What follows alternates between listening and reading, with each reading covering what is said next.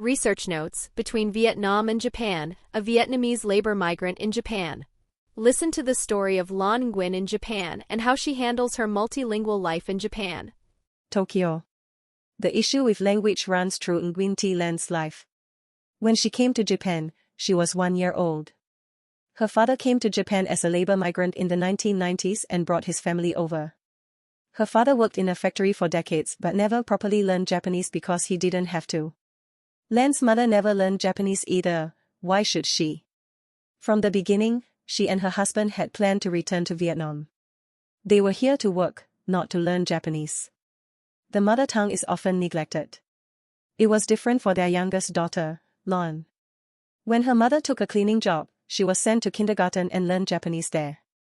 At first it was difficult. After all, the family only spoke Vietnamese at home. But that soon changed. According to her, this was also because she regularly watched Japanese children's shows. Today she says, language was never a problem for me. How easy it was for her also became apparent when she met her best friend Min in first grade. She had just come to Japan with her family and didn't speak a word of Japanese at the time. The two became friends and Lan taught her Japanese. They went to high school together, studied, and now Min is a teacher just like Lan. What she didn't suspect, the problem would return with children, because as a Vietnamese woman she lives between two worlds. The now 39-year-old feels like a Japanese woman herself, even though many don't perceive her that way.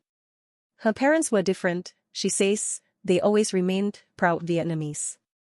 When they retired, they returned to Vietnam. Lan stayed here. I don't really feel like a Vietnamese person myself. I couldn't live there. After all, she grew up and was socialized here. She has her friends here and started her own family. Through her regular family visits to Vietnam, she also knows that she's seen as Japanese there. I could never outwit a vendor, they would always charge me the tourist price. The decision against the heritage language. Lan met her husband Takeshi 19 years ago. He is a native Japanese. Together with him, she has 2 sons. When her first son Hiroshi was born, he insisted that she teach him Vietnamese. But Lan didn't want to. I thought, your last name is already Nguyen, that's enough. Then people know you're Vietnamese. She wanted her son Hiroshi to learn proper Japanese first. He could always learn Vietnamese later at evening school. Lan is not alone in this opinion. Dr. Stephanie Siebenhatter researches questions about multilingualism and identity.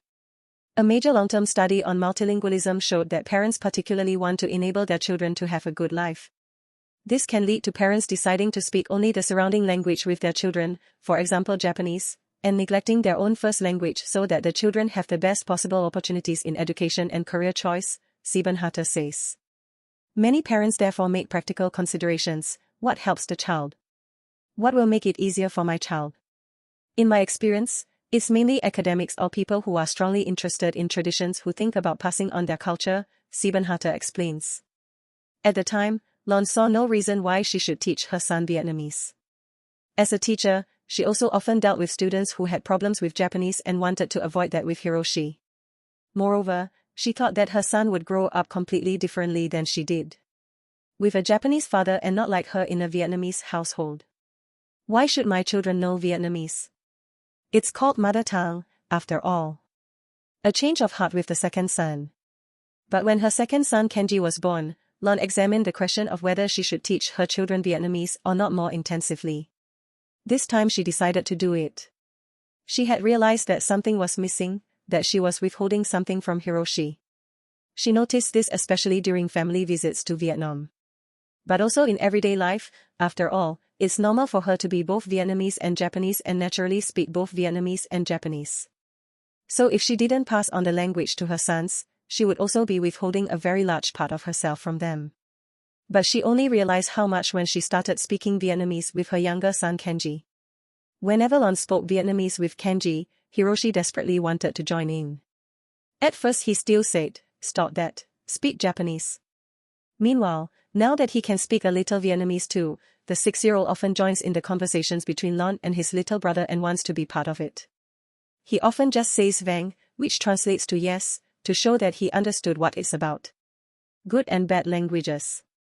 Lan also says that she believes she was heavily influenced from outside in her considerations. by the way Vietnamese people and the Vietnamese language are perceived in Japan. She speaks of good languages, like English or French, whereas Vietnamese is perceived more as a bad language. Siebenhatter can confirm this impression too. Unfortunately, a distinction is made between elite multilingualism and poverty multilingualism, and multilingualism is also evaluated differently depending on linguistic prestige. Thus in Japan, being multilingual with Japanese English Chinese is generally valued more highly than, for example, with Southeast Asian languages. Also not well regarded in society and often seen as a problem is the mixing of languages, so-called code switching or code mixing. Yet research shows that this is completely natural for multilingual people. Anyone who has learned another language knows that some words or idioms can be very appropriate in certain situations and that a translation just wouldn't be the same, Siebenhatter adds. There's also the aspect of wanting to belong. That's what Lon wanted for her children too. Of course it would be easier if they only spoke Japanese, she says. From a scientific perspective, Siebenhatter can say, people often prefer to conform to the majority rather than stand out and, in the worst case, be ostracized from the group. One's own identity or self-image can come into conflict when one's own perception differs greatly from the public view and one must constantly deny oneself in order to still belong. Language as identity. Over the years, Lon has realized how important it is to her that her children speak at least a little Vietnamese. Now she also sees it as a skill. In addition, she has recognized that language is also a piece of identity for her. She likes to speak Vietnamese, likes being a Vietnamese Japanese person, and also thinks that Vietnamese is a beautiful language. So far from today's research notes, what are your experiences with your native language in Japan? Did you give up your Vietnamese or other heritage language? Let us know in the comments and thank you for today.